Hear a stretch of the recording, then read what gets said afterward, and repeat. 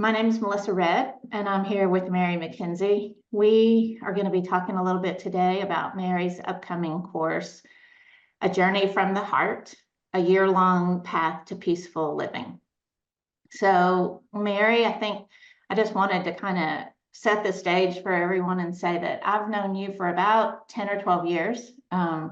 First got to know you when you came to Nashville to do a training and also to facilitate a couple of women's retreats that our NVC group here in Nashville. And it's been a real joy of my life to know you and to also participate in some courses that you've done online and so forth. So I'm super excited about this course that you've got coming up.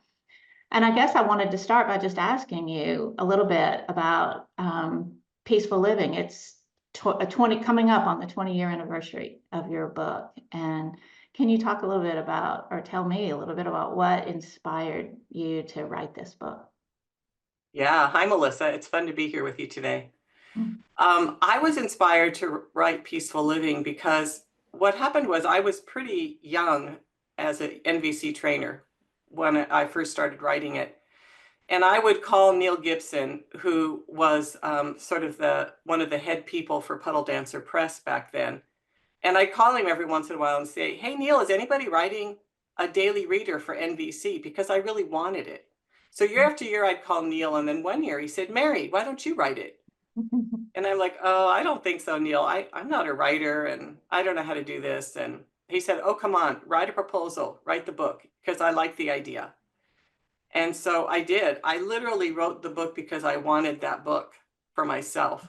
And so I did. I spent about a year writing it, I think. And it was published in 2005. So yes, in 2025, it'll turn 20, which I find amazing.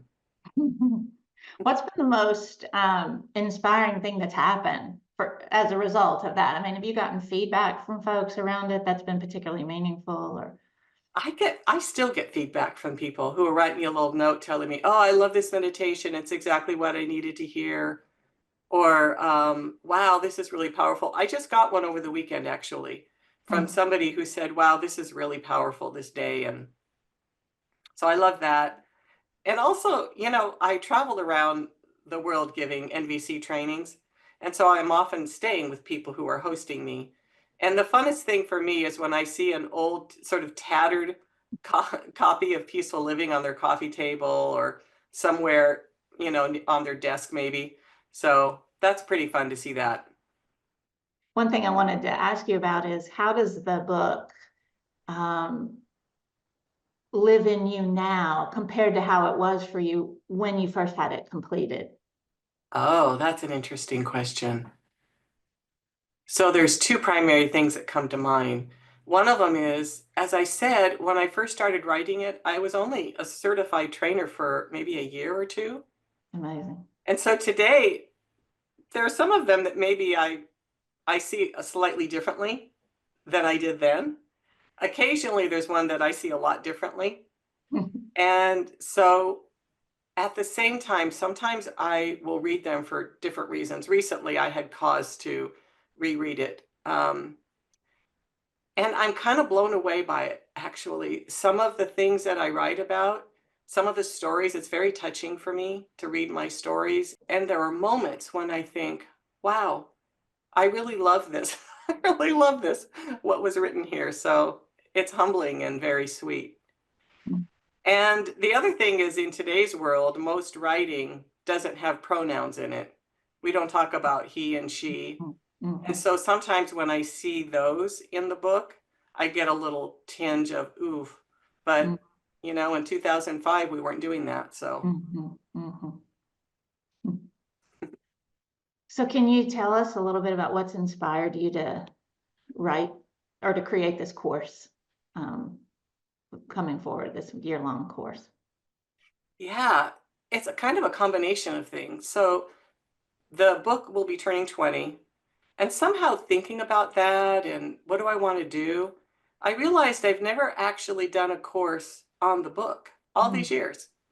And so that was sort of churning in my head. And then I was thinking about how harsh our world is right now and how many people I know, myself included, who are just really feeling heavy in our lives and wanting support and wanting nurturing.